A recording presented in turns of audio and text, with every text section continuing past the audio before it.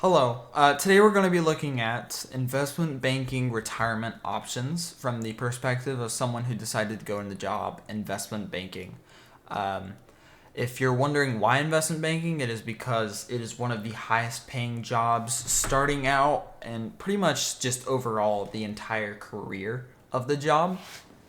We're just going to be looking through as I said, investment or retirement options, the salary, college debt, basically everything that there is to know about this job and what kind of expenses and debts you'll have to go through. This is like the third time I've recorded it. I just found out that I wasn't clicked onto the. I was only showing my full cam and I wasn't showing the screen, which I will make sure not to do now. I've recorded for 20 minutes. So let's get into the video. So here we have a few examples. This is showing VOO, QQQ, 401k, Roth IRA, and these are all possible retirement options. But I didn't list a few others because I didn't really feel like doing it.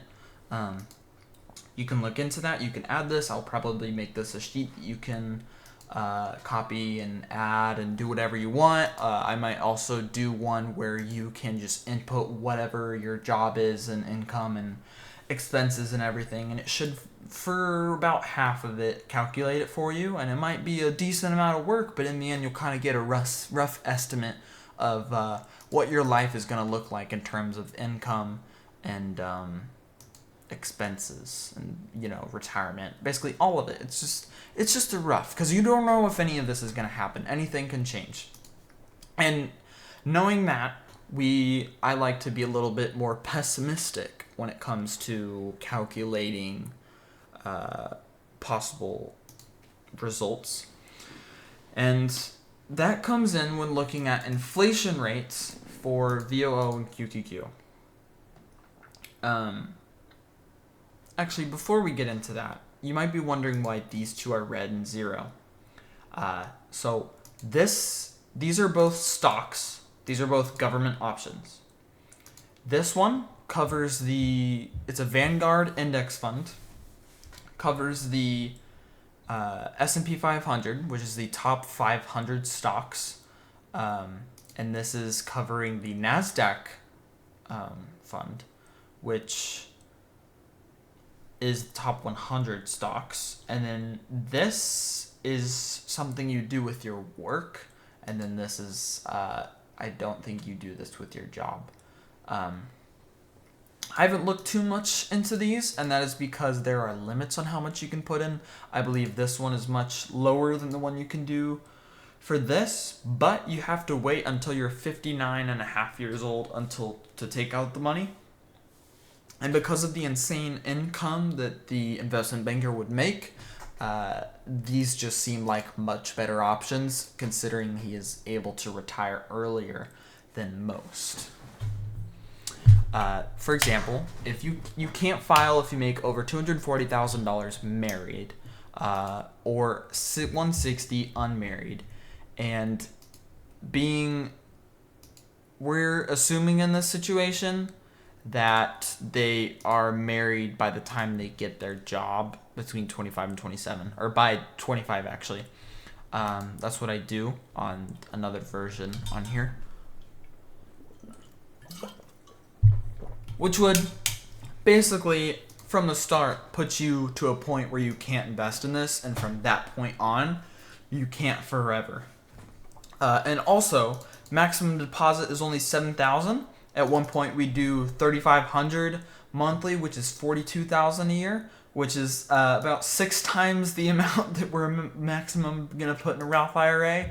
And then this one's $6,000 a year, $500 monthly, which we do for a short period of time before getting our job, where it kind of just goes crazy. Well, we get our job here, but once we get promoted, because we're really focusing on paying off that debt and all that kind of stuff. And so this is just a better starting time to start focusing on your retirement.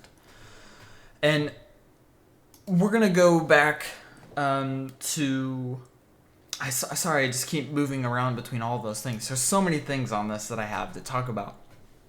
One of those things, in order to become an investment banker, is you have to get good grades in high school. And then you have to do that in order to get to a target school. Investment banks have a target school. I have a list of about 60. Goal is to get into 30, if not, which the highest one you can get into that you apply for. For this example, I put UMich, the University of Michigan, which has a 17% acceptance rate, which is a lot higher than some of the other ones, which just makes it more reasonable. And once you get into one of those good colleges with good finance degrees, you're probably going to get hired by an investment bank. And we go to, I don't think I put locations on here. There we go. New York City for most of the time. And that is because they might be like, it costs a lot to be there. But if we look here, you're making a decent amount after bonus and base tax. So let's go back to the retirement stuff. So the S&P has an annual return of 10.22%, and then this one has a 3.65%. I have links to both of those, which is really good. Now VOO, the S&P, is good for those that do not have much income or do not plan to have as much as we see here with that. So if you're not going to, then it might not be a good idea. It can, it just depends. And one way of showing that is by looking at, let's say you have a nest egg of 600,000, and this is how I did it. So you have 600,000, and let's say it goes down by 20% 2 years in a row. So it goes down by 20%, and you're left with 4,800. And then after another 4,800, you're down to 384,000. And then assuming it picks up after that, because it's very unlikely that it would happen 2 years in a row, it'll be back up to 42,686. 600. You see the number. I can't speak. Let's say you take out $50,000 and you're left with 376, which basically brings you back down to where you were before. Now it will grow up over time, but if that ever happens again where it just drops, it'll be a little bit difficult to recover. You should be fine, but the lower your income is, the worse you're able to handle situations like those. And what makes these so good is that it goes up by that percentage every single year. So if you take out that like maybe $50,000 and you have 500,000 in your nest egg, which is what they call your retirement savings, you are only taking out 10%, and then you take out 10% as soon as it becomes profit. That 10% that gets put on there over 1 year, you take out that 10%, which is 50,000. Boom, that's mine. I spend it over a whole year while my S&P grows 10%, and then boom, take out another 50,000. Now, there are going to be times where your savings will actually not go up that 10%, maybe go 8, 7, 6 or something. You're taking out more, which is causing your saving of 500,000 to actually decrease, which is what basically I kind of showed you. And even after that, depending on how much you have, you should be fine for about 30 years, maybe with at least closer to $1 million than 500,000. So that's why I recommend more VOO with a more reasonable choice. And it's not 10%. It's actually less than that.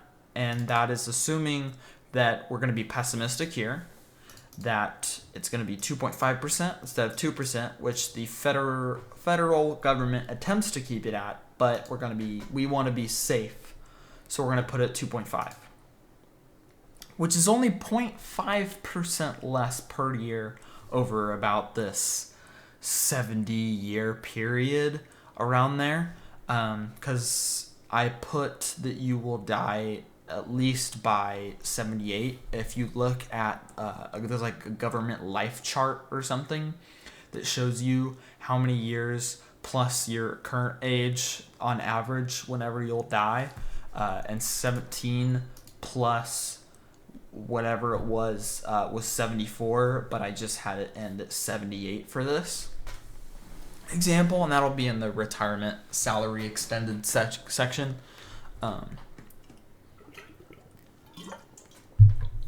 So for now, we're going to start really looking into, oh wait, shoot, I forget about this. Also the federal gains tax, 0%. So if you come over here, federal tax, it's 0% if you're married filing jointly, which, assuming when you retire, you're going to be filing jointly, under 89,000 annually. And then at 45, after inflation, it would be 139.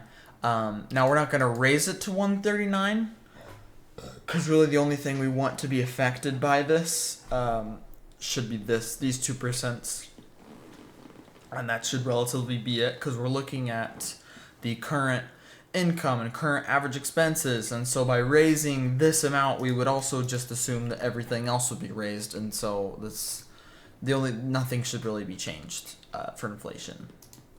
Just pretend that your retirement is right now and you have this amount, and just look at all those amounts, not to like raise one number up by accident just because you kind of want to and it would give you a little bit more money, which is what I almost accidentally did a few times, or like once or twice. I hope my numbers are not wrong. I worked a lot on this, so if there is anything wrong, just please correct me. I didn't fill this out. I forgot to, but you don't really need to because I have charts down here. This is all using a calculator that was from the government. I have not used the actual compound interest equation to make sure that this is correct, but it is a government website, so I am willing to trust in them that they did it right and coded it correctly. The reason there is no state capital gains tax is if you live in a state with no capital gains tax, which for most people, they would choose Florida. They also have no property tax, which is awesome. Meaning you don't have to pay money for having like a Lamborghini or a Ferrari. I mean, just in this particular situation, per year just for owning it, or your house, whatever it may be. I haven't really looked into what they tax to make up for all of the loss for all these taxes, but Florida is probably the most popular state for retirees to move to,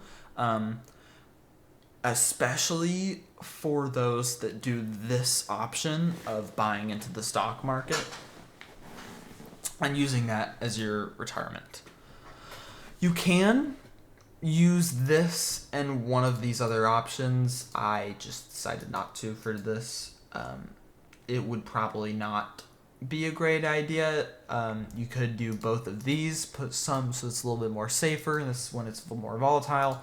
But considering it, by the end of this, I think it's like, where is it?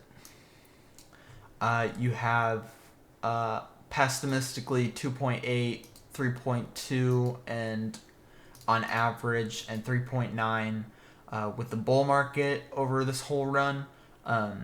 That's definitely enough to lose a couple $100,000 and still be fine for like 30 plus years. So, yeah. I know that might seem like crazy numbers to you, but as you look through all of this, you kind of get used to it, because the numbers on here are relatively big compared to what most people probably approach or are normal to. Now, this is New York City. As I think I showed you, but I don't remember. I think I did in the last video. Which you get paid more, but you lose more in taxes, and you get a lot more, blah blah blah. So yeah. I think that pretty much sums up this. So yeah. Oh, well, I guess I didn't put in these two numbers. The expense ratio, which is not that big of a deal. So yeah. Let's look over to our condensed salary to get a more close-up view of what our life would look like. So, 17 to 18, we live in a relatively somewhat big city.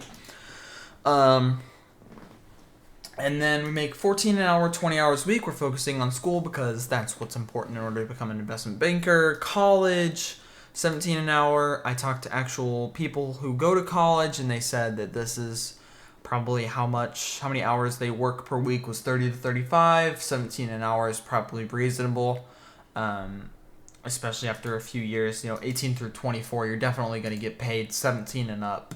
If you're getting paid 14 at 17, within like 2 years, you should be at least getting 16. And then I assume somewhere 17 to 18 towards the end of your college. And then, 43 through 80, your retirement is going to be living in a state with no capital gains tax. There's, I believe, 13 states. Doesn't really matter which one you live in, but some of them do have property tax, income tax, whatever it may be. Income tax doesn't really apply to this because stock money that you sell isn't actually considered income. It's considered capital gains, which is why capital gains tax-free states matters more than income tax-free states, which usually are the same state. But this is more important. So, we're assuming the college is at University of Michigan, which is one of the easier colleges to get into. I don't know if I already talked about that because I've done this like 3 times. No federal, state, or city tax 17 through 24 due to school. Yeah, so from what I learned, you actually don't have to pay any federal, state, or city taxes, which is amazing. You only have to pay Medicare and Social Security, which are 2 solid numbers up here in the tax percentage area. And then one thing about investment banking is that they pay in huge bonuses and huge bases. So usually is split 50-50, or somewhere around there. So usually the bonuses are on 100%, maybe like 70%, or over 100% of your actual base salary.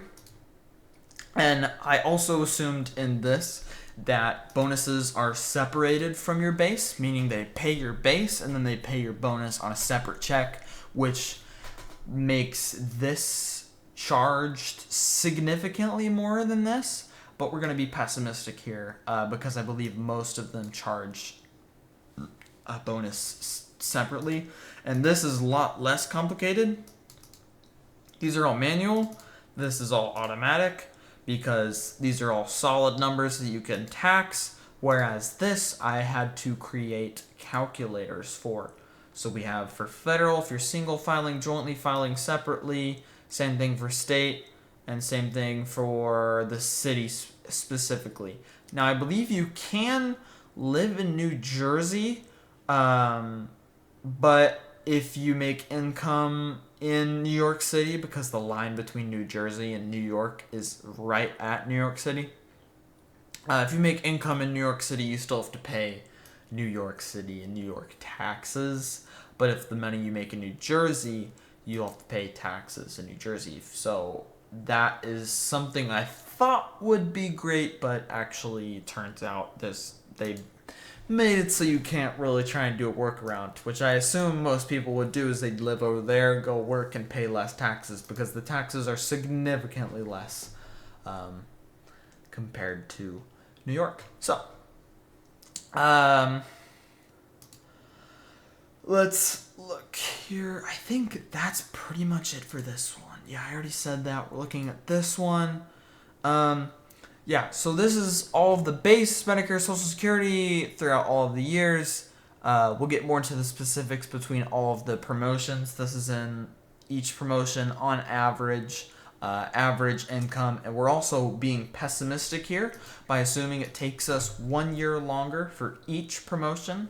and assuming we get paid the bottom amount for large banks, which is the 25th percentile, compared to I think this is either the 25th or 75th percentile. Whatever the one is lower, it can. I'm not 100% sure on how that works. So yeah. Like I don't know which one means like 1%, like you're a 1%er, so top.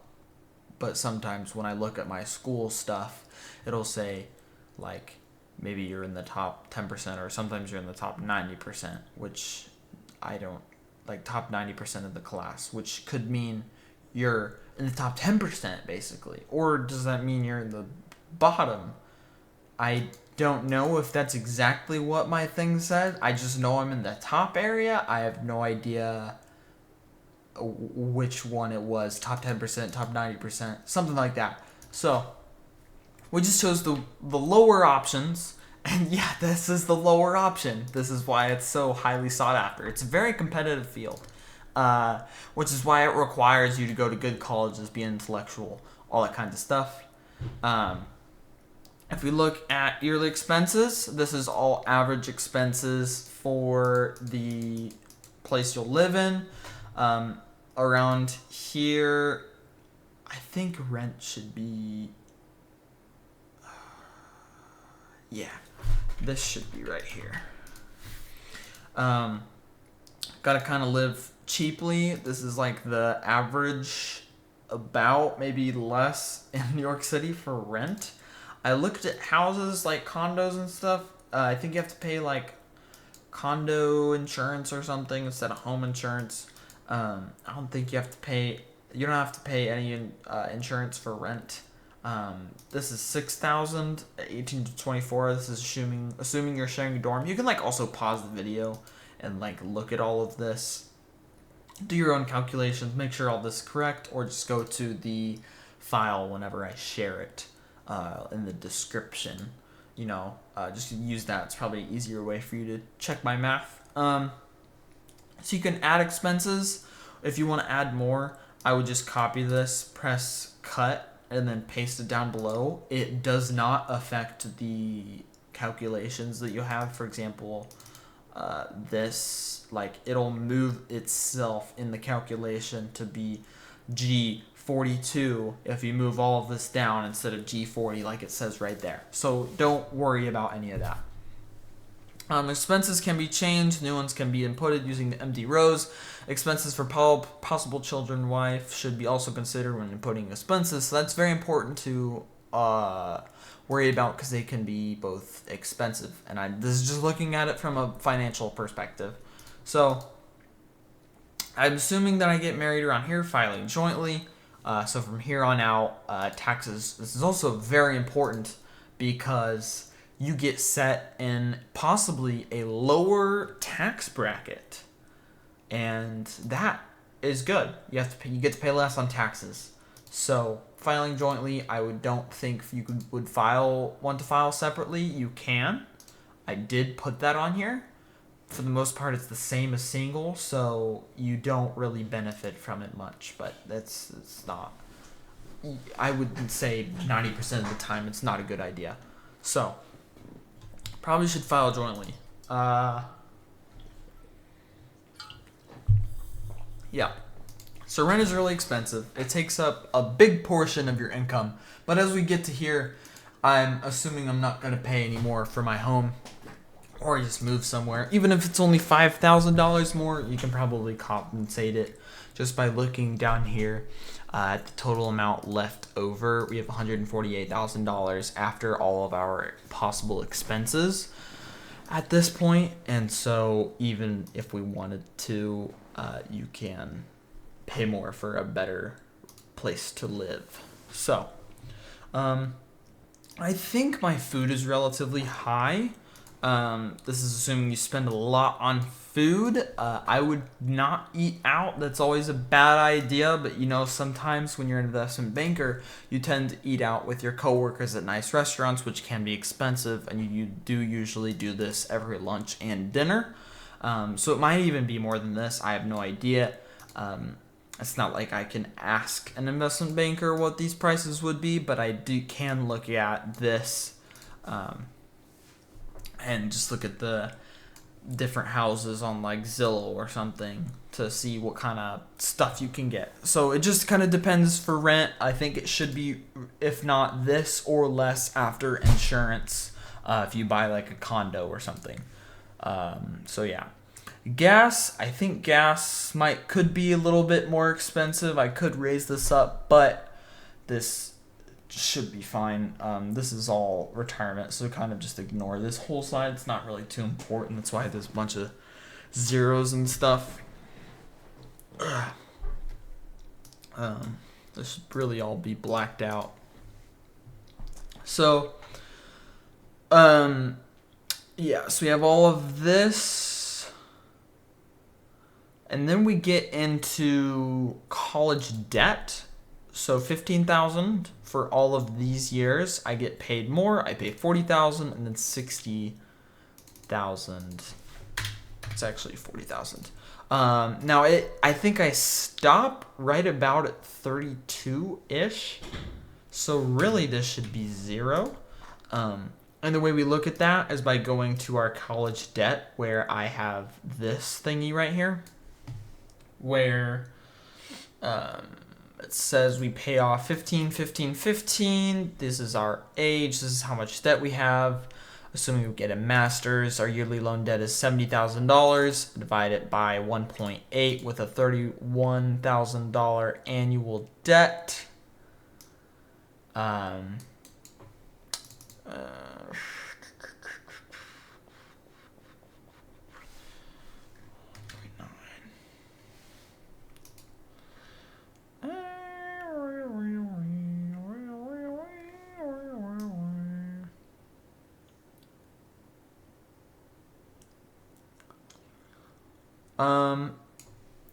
Yeah, let's just say we put in T42 salary expanded. Sorry, I'm thinking now.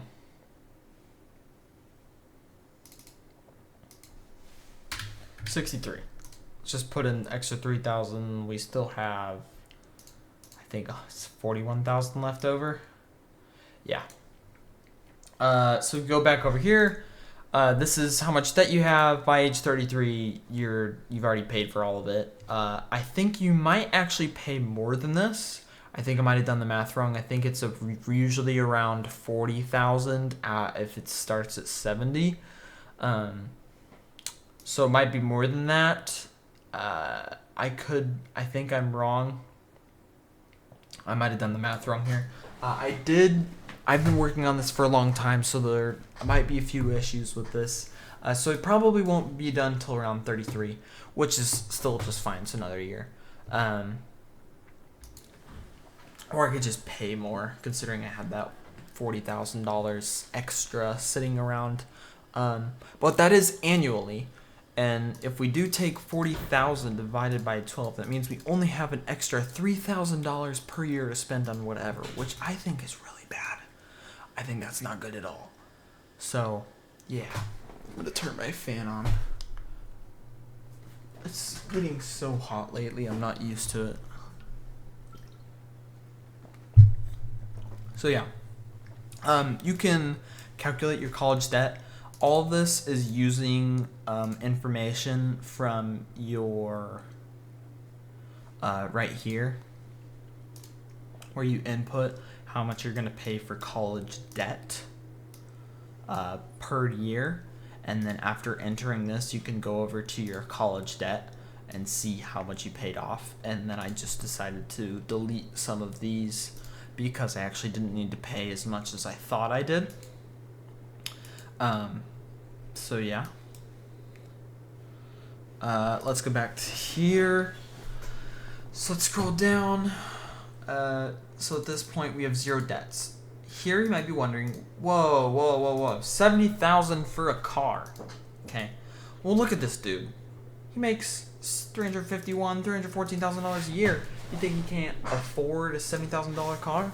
And this is at the age of 36, I believe. So if we go to our expanded, go to 36, find that $70,000 right about, where is it? I think 76. Oh, here we go. 37. So you get promoted, you get paid more.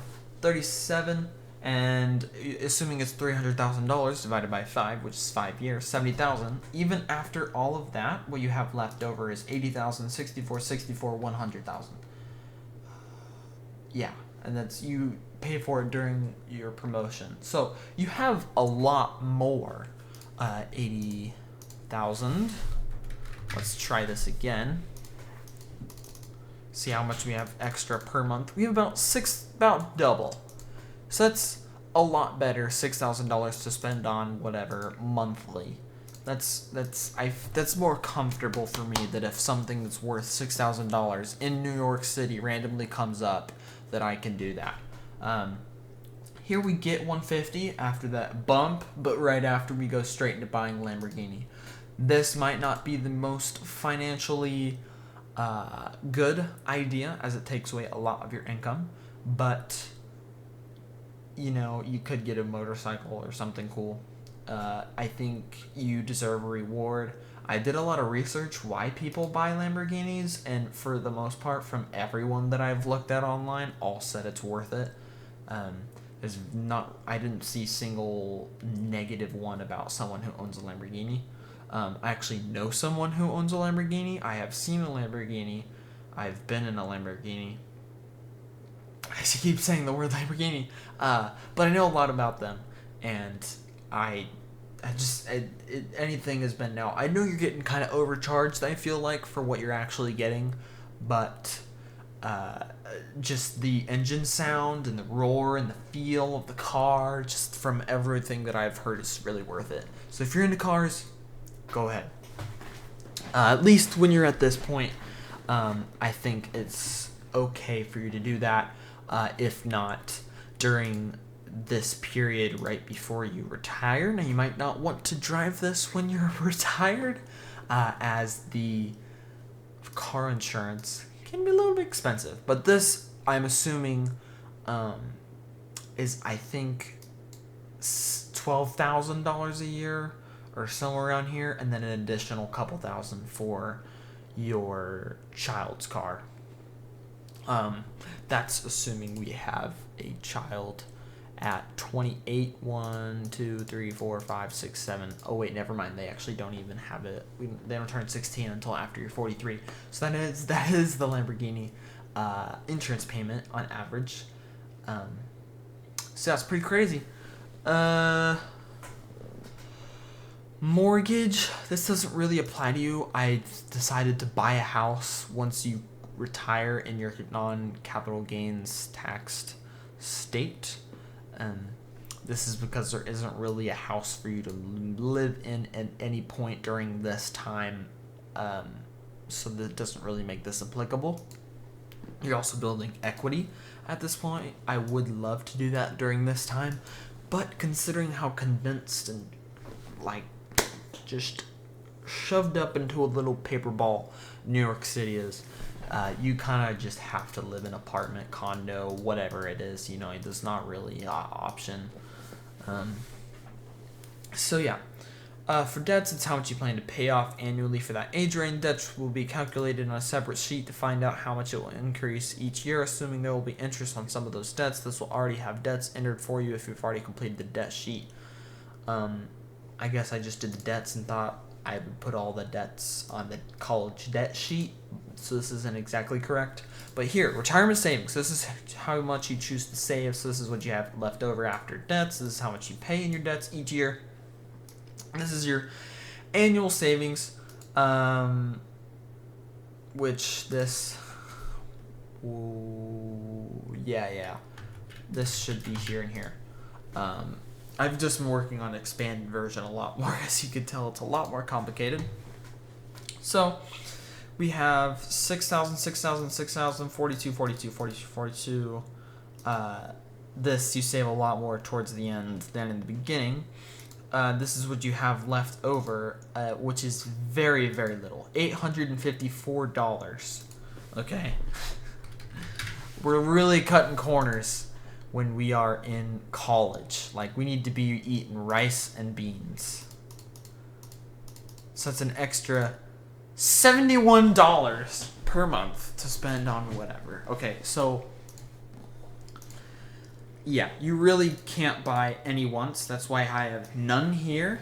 And if anything, you shouldn't do this. Even you should put all of this towards your college. Shouldn't buy any clothes, which I have realized now, as I used to buy lots of expensive clothes, wearing a t-shirt that I spend a decent amount on right now. And I think holidays, I just put a random amount. I didn't look too much into this. $5,000 as well. You might spend some money on clothes later on, but considering this is so tight on money, there are probably a few things that you can close up on at that point in time. But it just depends on the situation, because I have no idea what everything is actually going to cost. So you could live in a cheaper house, let's say $30,000. It's only $5,000 less. So I think it's like just a few $100s less per month. I think this is $3,000 monthly, and this is like 35. No, that's not 35. It's a little bit more than 35, and this is, I think, a little bit less than 3,000, something like that. I didn't really do the math. But anyway, this is your total once, and then this is what you have left over, and you know, I kind of looked into homes, and this doesn't really work out. But this 1.5 million, that might seem crazy, it would be spread out over like a long period of time. And I put these two cars here because I really like these two cars, and so if I did this, this is what I would do personally. Because this is all just a theoretical, hypothetical, we're trying to be realistic, but not real situation. So, looking at the expanded version, we go really down to the detail with everything every single year. I don't feel like I went enough down to the detail.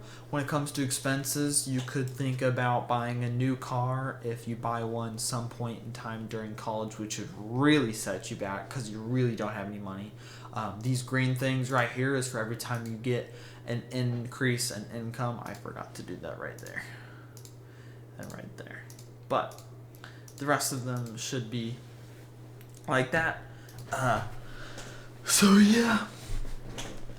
This, assuming you share a dorm, $6,000 because you can't. That really takes up like most of your income.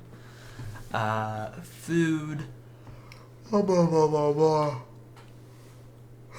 Pretty much has the same thing as a condensed version. But what really matters? Oh, I guess we also added child expenses, private school at one point. Miscellaneous, I think I just put $500, and then eventually, $5,000 for just random stuff every single year, just to make sure we're not underestimating how much we're gonna pay on stuff. This is just, didn't really put too much on once. Excuse me. So here we have down at the bottom our focusing on QQQ and the possible outcomes. Average, 11.15, lower 2%, lower 2%. So this is 3 different situations, all using this to figure out how much we would have saved by the end of these 35 years, from 17 to 42.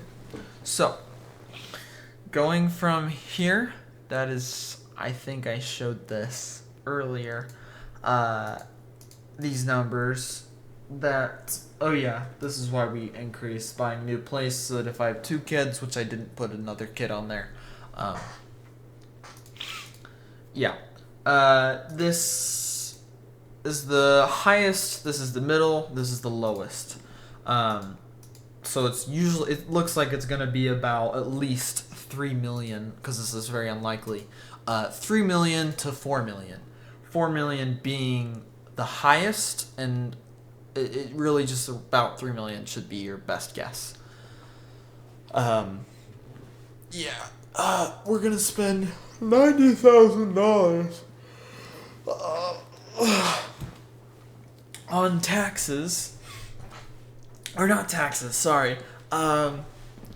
Per year on our needs. Usually you want to keep your how much you spend every year during retirement similar to how much you spend and or use in the previous years directly before that, which I think 90 is conservative, but we don't want to pay that 50%, so it would just be like 89 $249 because that's $1 under the limit filing jointly. I don't know if I went over this already, the hours, but the hours are really insane at the beginning, and then they decrease, more travel time, less travel time. I don't remember, like I said, because I already recorded this, and I think I already went over that. So, let's go into the retirement salary. So, really the only thing different here is that we have eliminated the entire tax section. If you look over here at taxes and just move yearly expenses up to the top, we have our total savings of 3.3 million, which is the yellow one, average. And then we take out 90,000, which leaves us with 219,000. And you can change this percentage, as you can see here, switch between all of these to results of bull or bear market. And bull markets tend to last longer than bear markets, so the likelihood of 9.15% is much lower compared to 3.15. That's the reasoning. Bear markets usually last for 295 days, and bull markets typically last under 4 years, I believe. So bear markets last very little time, and bear markets last long time. Bear markets mean going up, bear markets mean going down, bull markets mean going up. Sorry, I'm tired. I literally have been spending my time on this like 24/7 for the last 8 days. So, yeah. This 11.5 is also assuming a pessimistic 2.5% inflation rate. So we're just really trying to be really pessimistic about all of this, okay? And it still is insane, the outcome of this. So we retire at 43. Most people, I believe, go past 60 or do at around 60. Food is, I think, most of this.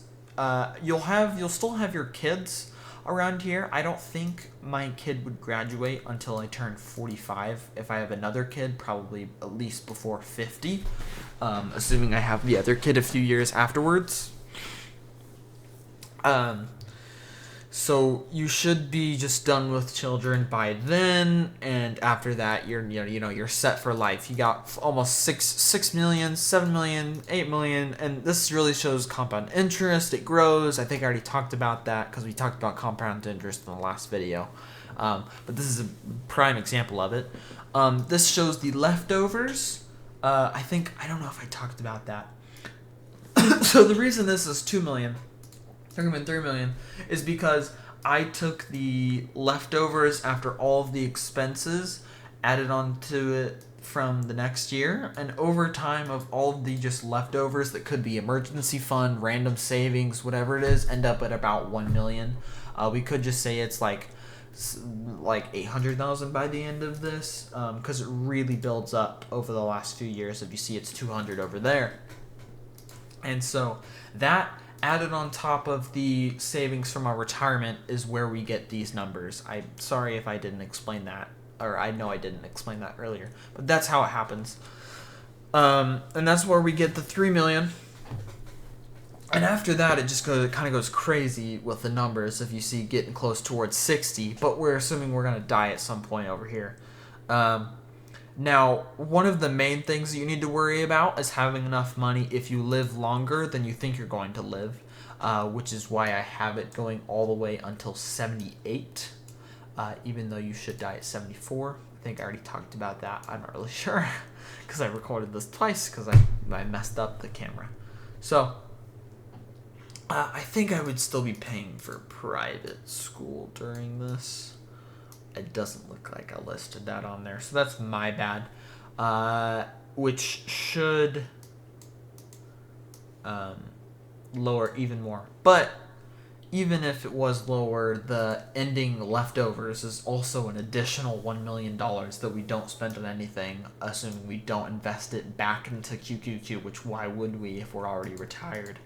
You just buy like a yacht or buy a nice house for like your parents if they're old and not dead yet by the time you're 40 or something, you know. Be kind of nice to them.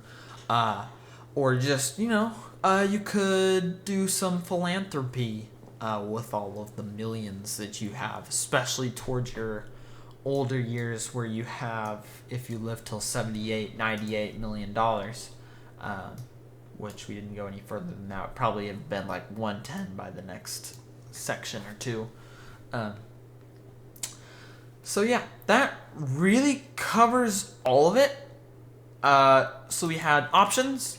QQQ was the best option out of all of these. These are the graphs per year that were then transferred over into salary expanded to go into this, and this. I think this one I actually entered manually, but these ones should be, yeah, that's it. Salary condensed, just a really close-up version to just take a quick look at it. This is to really get a feel for all of the or really get into detail about all of the expenses that you might have to pay. This is your really in detail because I don't want to go out of detail for retirement, which I missed some things, which would be 20,000. So you even after the 20,000, 30,000, you should be relatively fine after that. If it is 30, you'll have to. I mean, I guess you don't want to take out more.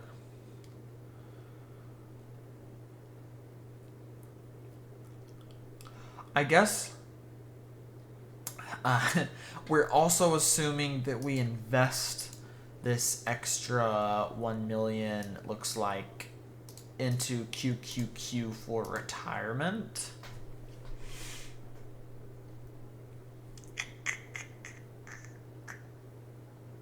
I think it's only the amount over 90,000 that gets taxed at 15%. So if we take out maybe $500,000, well, we wouldn't really need to, but just that extra like 10,000 or something for the private school or something for, you know, each year. That being taxed at 15% shouldn't be bad. I don't know if going over the $89,250 barrier taxes all of it at 15%. I'm pretty sure it doesn't. Usually federal taxes only tax you on the amount that you go over a bracket, which is why these were so complicated. I don't know if I showed it as well with that one. All of these, that's even crazier. Yeah. So I think, yeah, that's pretty much it. If there's anything you guys think I missed, I hope there wasn't. I'd love to know what your guys' thoughts are on this if you've watched the entire video. I will make some more options or more sheets to make your own version of this, because this is a really good way of getting a good look at your life and where it will go, assuming that you know what kind of job you're going to get into, and how all of that will work. And this is also assuming I don't get fired, or you don't get fired, sorry, if you went into investment banking.